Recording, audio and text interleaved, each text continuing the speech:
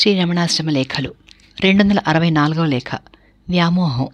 ఇది డిసెంబర్ 16, 1949న సూర్యనాగమ్మ గారు వారి అన్నగారికి వ్రాసిన లేఖ. 1942-43 ప్రాంతంలో జగదీశ్వర శాస్త్రి గారు ఇక్కడ ఉన్నప్పుడు వారి కుమారుడు మధుర వేద పాఠశాలలో విద్యాభ్యాసం చేస్తూ ఒకసారి సెలవు రోజుల్లో ఇక్కడికి వచ్చాడు. చిన్నవాడాయే, ఉబలాటం కొద్దీ గిరజాల జుట్టు పెంచుకున్నాడు.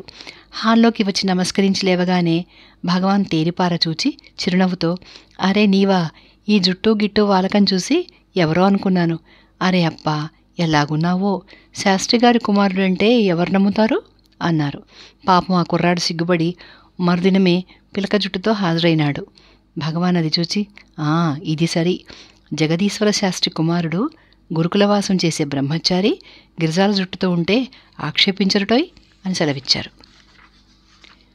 1943లోనే గుర్రం సుబ్బరామయ్య గారు 5-6 ఏళ్ల తల్లిలేని తన పిల్లను వెంట పెట్టుకుని ఇక్కడికి వచ్చారు. ఆ బిడ్డ 2 పక్కల 2 జడలు వేసుకుని ఉండడం చూచి, ఏమమ్మా, ఈ 2 జడలు, ముందు వైపున 2, నడినెత్తిన 2 వేసుకోరాదు అంటూ నవ్వారు భగవాన్. లోగడ కూడా కొందరు పిల్లలను ఈ విధంగానే చూచి ఇట్లాగే సెలవిచ్చారు భగవాన్. ఇప్పుడు ఈ బిడ్డకు సిగ్గుతోచి నా వద్దకు వచ్చి ఒకే జడగా అల్లించుకుని భగవాన్ సన్నిధికి వెళ్ళింది. భగవాన్ నవ్వుతూ, ఇది బాగుందమ్మా అంటూ తండ్రితో, ఇదిగో చూడండి, ఆ ఐరోపియన్ స్త్రీలంతా ఇక్కడికి వచ్చి చీరలు కట్టుకుని జడ వేసుకుని పూలు పెట్టుకుని మనవాళ్లలాగా ఉండాలని ప్రయత్నిస్తూ ఉంటే మనవాళ్ళు వాళ్ళని అనుకరించాలనుకుంటారు, ఏం చేస్తాం అని సెలవిచ్చారు. 1943-44 ఆ ప్రాంతంలోనే మెక్ ఐవర్ అనే దొర ఇక్కడే నివాసంగా ఉండేవాడు. అతడొక దీపావళికి సరిగతో ఉన్న సేలం పట్టంచు ధోవతి బిళ్ళగోచి పెట్టి కట్టుకుని పైన అలాంటిదే ఉత్తరీయం కప్పుకుని భగవాన్ సన్నిధికి వచ్చి నమస్కరించి విభూతి కుంకుమ నొసట పెట్టుకుని హాలుకు వెలుపల పద్మాసనం వేసుకుని కళ్ళు మూసుకుని కూర్చున్నాడు. భగవాన్ మూసి నవ్వులు నవ్వుకుంటూ కిటికీలోంచి చూస్తూ ఉన్నారు. ఇంతలో రాజగోపాలయ్యర్ హాల్లోకి వచ్చాడు. భగవాన్ పైకే నవ్వుతూ, ఏమోయ్, మెక్ ఐవర్ శాస్త్రి గారు వచ్చారు చూసావా, అదుగో అక్కడ కూర్చున్నారు. నిజంగా వారిని ఇప్పుడు చూస్తే శాస్త్రుల వారు కాదు అని ఎవరంటారు? మీరంతా గూడకట్లు కట్టి సూట్లు బూట్లు వేసి తిరుగుతుంటే వారు శాస్త్రుల వారల్లే తయారైనారు. మెళ్ళో జందెం ఒకటే తక్కువ. ఇప్పుడు మనవాళ్ళు అది తీసివేస్తున్నారు కనుక బాధలేదు, చూడబోయ్ అన్నారు. భగవాన్ సాధారణంగా ఎప్పుడెవరికి బోధించినా తమిళ్, తెలుగు, మలయాళం ఈ భాషలోనే తప్ప ఇంగ్లీష్లో బోధించరు. ఆ విషయం తెలిసి కూడా తమిళ్, తెలుగు, మలయాళ యువకులలో కొందరు శ్రీవారిని ఇంగ్లీష్లో ప్రశ్నలు అడుగుతూ ఉంటారు. తర్జుమా చేసేవారు అదనకు లేక, ఉన్నా సరిగా భావం రాక అప్పుడప్పుడు అవస్థగా ఉండడం చూచి నాలాంటి వారెవరైనా వీళ్ళంతా స్వభాషలో అడగరాదా, ఇంగ్లీష్లో అడుగుతారెందుకో అని భగవాన్తో మనవి చేస్తే, వారలా ఎందుకు అడుగుతారు, స్వామిని పరీక్షించవద్దా ఏమిటి, వారు ఇంగ్లీష్లో పాండిత్యం సంపాదించారు, ఈ విషయం అందరికీ తెలియొద్దు, అదేగాక స్వభాషలో సారం లేదు అని వారి భావం. ఆ భాషా వ్యామోహం అలా చేయిస్తోంది. వారేం చేస్తాడు పాపం, ఉన్నదంతా బయటికి రావద్దు అని సెలవిస్తూ ఉంటారు భగవాన్. ఇట్లో సోదరి. 265వ లేఖ భజన.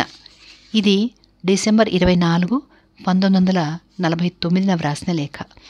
1943 డిసెంబర్లో ఒక భజన కూటం గిరి ప్రదక్షిణం వెళుతూ భగవాన్ సన్నిధికి వచ్చి నమస్కరించి హాలు చుట్టూ భజన చేస్తూ ప్రదక్షిణంగా వచ్చి వెళ్ళిపోయారు. వారు వెళ్ళిపోగానే రాజగోపాలయ్యర్ భగవాన్ ఉద్దేశించి, భగవాన్ పచ్చయమ్మ కోవెలలో ఉండగా ఎవరో ఒక పెద్ద భజన ఏర్పాటు చేసి భగవాన్ను కూడా పిలుచుకు వెళ్ళారట కదా, నిజమేనా అన్నాడు. అవునవును, అప్పుడు ఈ టౌన్లో మహామారి అంటే ప్లేగు వచ్చి గగ్గోలు పరిచి శాంతించిన రోజులవి. ఆ ప్లేగు వచ్చినప్పటి కల్లోలమంతా చరిత్రలో రాసి ఉంది కదా. ఆ కల్లోలం తగ్గిన తర్వాత టౌన్ వారు, రక్షక వర్గం వారు అంతా కలిసి ఒక భజన ఏర్పాటు చేసుకున్నారు. అందులో ప్రముఖులైన వారు కొందరు తరచూ మన వద్దకు వస్తూ పోతూ ఉండేవారు కావడం వల్ల వారంతా ఆ భజనకు భగవాన్ రావాలి అని బలవంతం పెట్టారు. నేనెందుకయ్యా అంటే కాదు కూడదు అని గోల చేశారు. పోనీ చూద్దామని వెళ్ళాను. నేనప్పుడు పచ్చయమ్మ కోవెల్లోనే ఉన్నాను.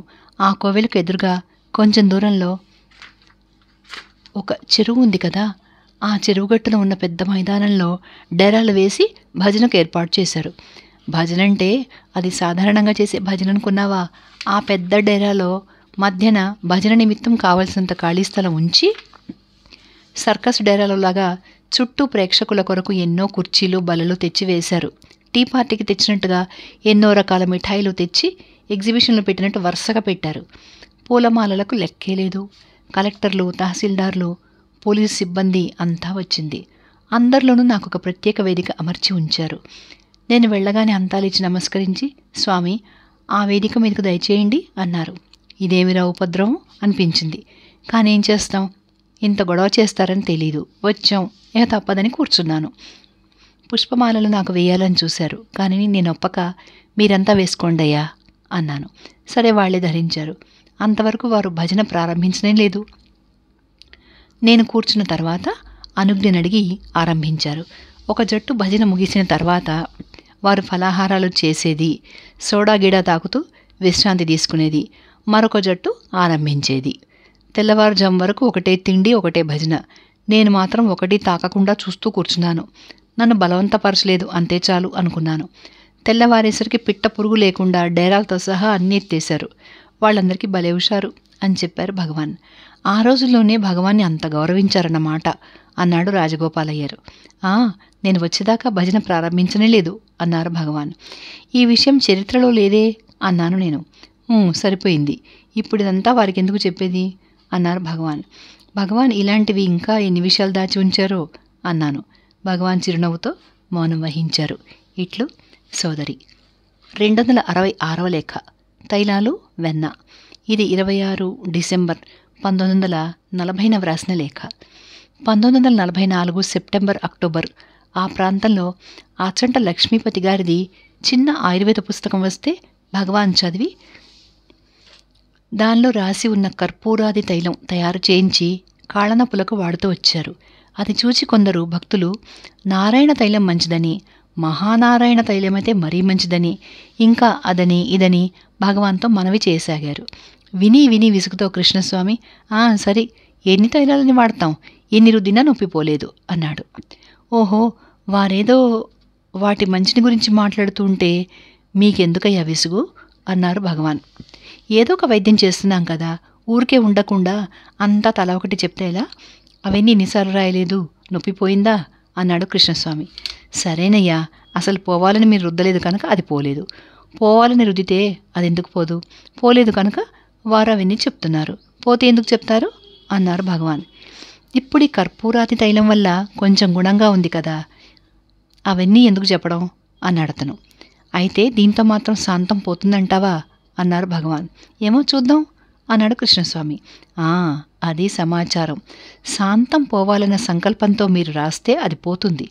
కానీ నొప్పిపోతే స్వామి కాళ్ళు పట్టనీయరు అని మీకు సందేహం. అందువల్ల పోకుండా ఉండాలనే రుద్దుతారు. అదెందుకు పోతుంది అని సెలవిచ్చారు భగవాన్.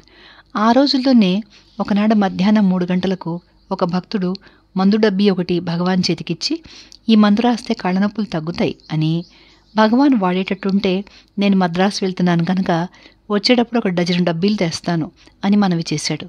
సరి బాగుంది, ఇప్పుడున్న ఈ కర్పూరాది తైలాలు చాలును, అంత ఖరీదుగల మందులు మనకెందుకు? ఆహార నియమం ఉంటే ఏ మందు వద్దు. ఈ మందుల వల్ల కొన్నాళ్లు పోయినట్టే ఉంటుంది, మళ్ళీ మొదలు పెడుతుంది. ఆహారంలో ఏవో హెచ్చుతగ్గులు వస్తాయి, దాంతో సరి అన్నారు భగవాన్. పోనీ ఆహారంలోనే నియమంగా ఉంటే సరిపోతుంది భగవాన్, ఆ పనైనా చేస్తే మంచిది కాదా అన్నాడా భక్తుడు. అవునండి, మంచిదే. కానీ నాకెలా నియమం సాగుతుంది?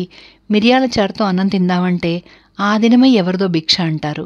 వడా పాయసం తప్పదు. స్వామి దగ్గరికి వచ్చేసరికి వడ్డించేవారి చెయ్యి పెద్దదవుతుంది. భక్తి కదా, మనకి ఎక్కువ వడ్డిస్తారు. సరే, తినవలసిందిగా ఉందని ఇష్టం వచ్చినట్లన్నీ తింటూ ఉంటే ఏదో వస్తూనే ఉంటుంది. మందులతో ఎలా పోతుంది? దానంతట అదే పోవాలి. కొండ మీద ఉండగా దగ్గు అపారంగా ఉండేది. ఎన్నో టానిక్లు ఇచ్చారు, ఏం తిన్నా పోలేదు. కిందికి వచ్చాను. ఇక్కడి మూలికల గాలి వలనో ఏమో చిత్రంగా అదే పోయింది. ఈ అడవే చవనప్రాస అయింది. అదేవిధంగా ఇది పోతుంది. ఈ డబ్బీ చాలును, ఇహ తేకండి అని సెలవిచ్చారు భగవాన్. ఒక భక్తుడు అందుకొని, స్వామి, కొందరు సమాధి నుండి లేవగానే వెన్న మాత్రమే తిని ఉంటారట.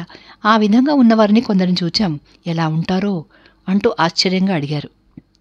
భగవాన్ నవ్వుతూ, ఆహా, దానికేమి, ఆకులో పట్టెడు వెన్న ముద్ద పెట్టుకుని తింటే ఇహ ఆకలిలాగవుతుంది. అందుకు సమాధి నుండి లేవక్కర్లేదు, అంతా తినవచ్చును.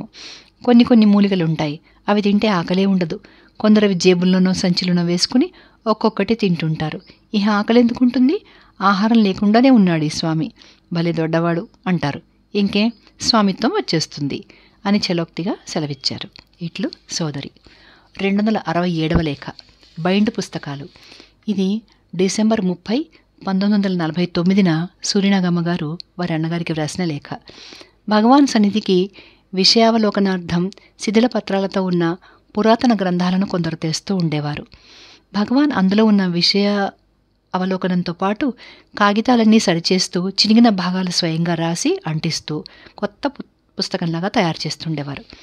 ఇంకా కొందరు ఏవేవో రాసి ఉన్న విడి కాగితాలన్నీ భగవాన్ సరిచూచి దయచేయాలి అంటూ కట్టలు కట్టి చుట్టలు చుట్టి పంపించేవారు. భగవాన్ అవన్నీ కత్తిరించి ఒకదానికొకటి అంటించి పుస్తకం కొట్టి బైండ్ చేయించి దానిమీద పేరుకు సరిపడా తెల్ల కాగితం అంటించి ముత్యాల కోవల్లాంటి అక్షరాలతో స్వయంగా పేరు రాసి ఎర్రసిరాతో గీటు గీసి ఉంచేవారు. 1942లో గుర్రం సుబ్బరామయ్య గారు కృష్ణదేవరాయ విరచితమైన అముక్తమాల్యద అనే గ్రంథం భగవాన్ చూడవలసిందని, చూచిన తర్వాత ఆశ్రమం లైబ్రరీలో ఉంచవలసిందని రాస్తూ అట్టలు సడలి మాసి చినిగిపోవడానికి సిద్ధంగా ఉన్న ఆ పుస్తకం పంపారు ఇక్కడికి. భగవాన్ వెంటనే అదంతా బాగుచేసి సమీపవర్తులతో కలిసి చక్కని బైండ్ చేసి పైన అంటించిన తెల్ల కాగితం మీద అచ్చు కంటే హెచ్చైన అక్షరాలతో పేరు రాసి కింద ఎర్రసిరాతో గీటు గీసి కొత్త పుస్తకంగా తయారు చేసి ఇప్పుడు ఎలా ఉందో చూడు అని నాకిచ్చారు. నవవధువులాగా అందంగా ఉన్న పుస్తకం చూసి కొన్ని పద్యాలు రాసి అప్పుడే భగవాన్కు అర్పణ చేశాను. 1943 జూన్, జూలై ఆ ప్రాంతంలో భగవద్ ఆదేశానుసారం నాకు భగవాన్ సన్నిధిలో తెలుగుకు సంబంధించిన రాతకోతల పని లభించింది.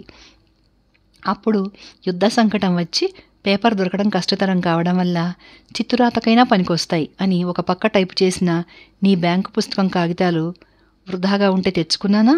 ఆ కొత్తలోనే జగదీశ్వర శాస్త్రి గారు శ్రీ రమణ పూజా విధానం నాగరలిపిలో రాస్తే తెలుగు అక్షరంలో కాపీ చేసే నిమిత్తం ఈ పేపర్లే ఉపయోగించాను.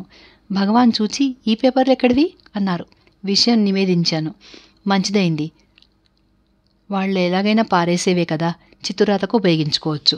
నేనెప్పుడు ఎవరికి పనికిరాని కాగితాలే ఉపయోగిస్తాను. ఇటువంటి పేపర్లైతే ఒకదానికొకటి అంటించి చక్కని బైండ్లే చేయవచ్చును. మేము ఈ విధంగా ఎన్నో చేశాం, వృధాగా విడవడం ఎందుకు అని సెలవిచ్చారు భగవాన్. ఒక భక్తుడు అందుకుని ఎప్పుడో ఒకసారి నాయనగారు కుప్పలో పారవేసిన కాగితాలన్నీ భగవాన్ ఏరి తెచ్చి బైండ్ చేశారట కదా అన్నాడు.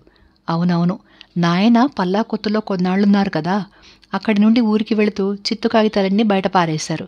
వారెప్పుడు కాగితంలో సగం వరకు రాసి వదిలేయడం మామూలు. అలా రాసి వదిలివేసిన పుస్తకాలే ఎన్నో ఉండేవి. ఇహ కాగితాల లక్ష్యం ఎన్నో అటువంటివి కుప్పగా పోశారు. మధ్యాహ్నం భోజనానంతరం మాధవుడు నేను అటుపోయి వస్తూ అవన్నీ చూచి ఎందుకు పోనీయాలి అని ఏరి తెచ్చాం. అన్నీ చింపి అతికించి కుట్టి మంచి బైండ్ ఒకటి తయారు చేసి దాచి ఉంచాం. కొత్త బైండ్ లాగానే ఉంది. కొన్నాళ్లకు నాయన తిరిగి వచ్చి ఏదో రాసేందుకు పుస్తకం కావాలన్నారు. ఆ బైండ్ ఇవ్వమని నేనంటే మాధవుడు తీసిచ్చాడు. ఎంత బాగుంది, ఎక్కడిదిది అన్నారు నాయన. నేనేమి చెప్పక నవ్వుతూ ఊరుకున్నాను. మాధవుడు, నాయన మీరు పనికిరావని పారేసిన కాగితాలే ఇవి, భగవాన్ చూచి ఏరి తెమ్మంటే తెచ్చి బైండ్ చేశాం అన్నాడు. నాయన ఎంతో ఆశ్చర్యపడ్డారు. సాధారణంగా నేనెప్పుడు పాత కాగితాలతోనే పుస్తకాలు కుట్టేవాడిని అని సెలవిచ్చారు భగవాన్. ఇట్లు సోదరి. ఇంతటితో ఈ వీడియో ఆపేద్దామండి. ధన్యవాదాలు.